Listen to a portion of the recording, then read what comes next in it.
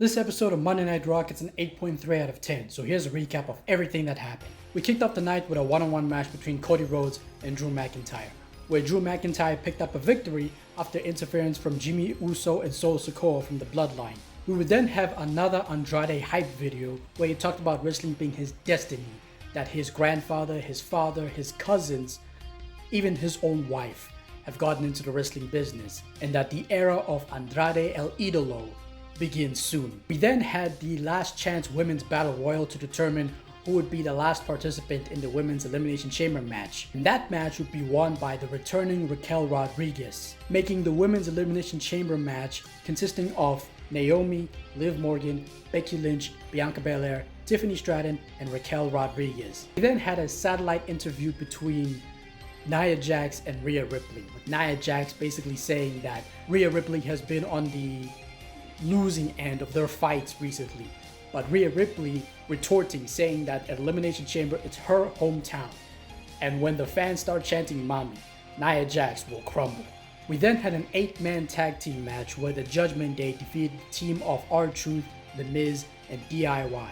Sami Zayn would be interviewed once again talking about his recent loss to Shinsuke Nakamura, and once again reiterating that his goal is to become champion. We then had a promo segment with Becky Lynch, who talked about winning the Women's Elimination Chamber match on Saturday, and then walking into WrestleMania to face Rhea Ripley for the Women's World Championship, before she was interrupted by Liv Morgan, who stated that she wants to win the Elimination Chamber match to get revenge on Rhea Ripley for putting her on the injured list for the past 6 months, and also pointed out that Liv Morgan is the last person on the women's roster to have pinned Rhea Ripley, before both of them were eventually interrupted by the rest of the women in the Elimination Chamber.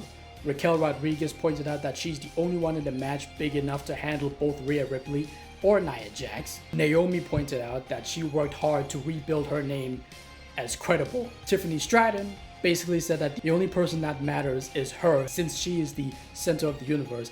And Bianca Belair pointed out that she's the only woman on this match that has actually won an Elimination Chamber match. All 6 women will start brawling with each other before Nia Jax arrived and completely destroyed every woman involved for the Women's Elimination Chamber match.